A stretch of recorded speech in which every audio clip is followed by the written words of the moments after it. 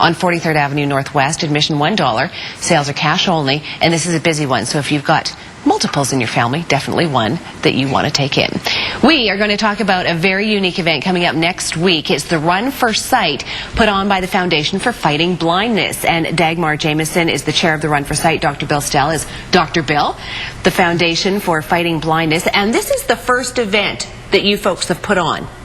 Yes, it is a very unique noontime event, and it is a fun-filled run walk which will unite Calgary and numerous local celebrities. And so we would invite you to come out.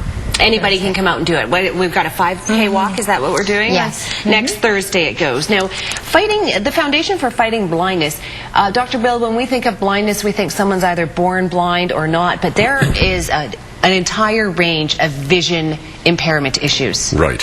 And it would be wonderful not to think of blindness at all, but vision loss, which almost all of us experience in some way. Who comes to mind immediately, since we just had the Olympics, is Brian McKeever. Yes. An outstanding Paralympian who has broken boundaries and really, I think, raised awareness of various types of vision loss. We think of complete blindness or complete sight, but there's a wide spectrum in between. Right. Well, Brian and Dagmar both have a form of what is called Stargardt disease. It's like a youth onset form of age-related macular degeneration. So it's due to loss of rods and cones starting in the center of the retina, so the central part of the visual field is what's lost first. But still, Brian can see a lot in the periphery of his visual field, as can Dagmar. Dagmar walks around her neighborhood, and you wouldn't know that she had any vision loss until she has to read something or recognize your face. And then it becomes an issue. So tell us about your journey into vision loss. Well, as a young teenager, I was faced with a devastating fact. The day that I found out that my sight was not curable was devastating, and that changed my life forever.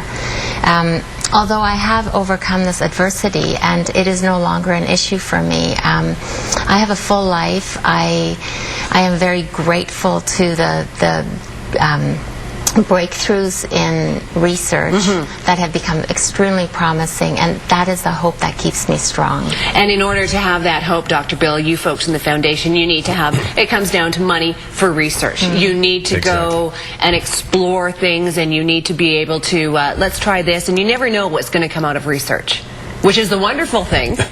But and the scary thing at the same time. Yeah. But you need money to do that. And this walk that you have coming up, raising money, raising awareness, you've got some big names. Brian McKeever is going to be there. Our own Linda Olson is going to be your MC, and we're all invited. Yes, anybody can come and do this. Yes, and it's going to be a very fun-filled event. And Norma Basitidas and Brian have again stepped up to heighten their challenge with fighting adversity. And it is very exciting. Norma is going to heighten her challenge by running the 5K blindfolded.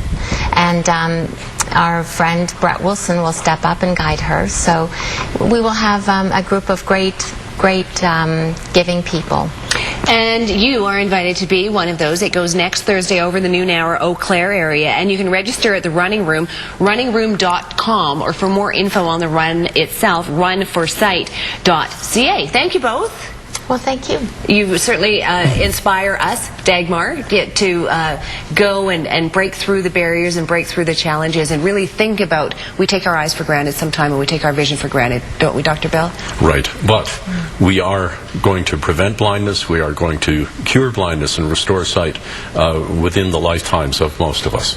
So come on out. Some inspiration for you there. Thank you both. 8:47 coming up. Kid-tested backpacks. Which one is the right one for your child? Oh, and apparently we've got some PACMAN frogs.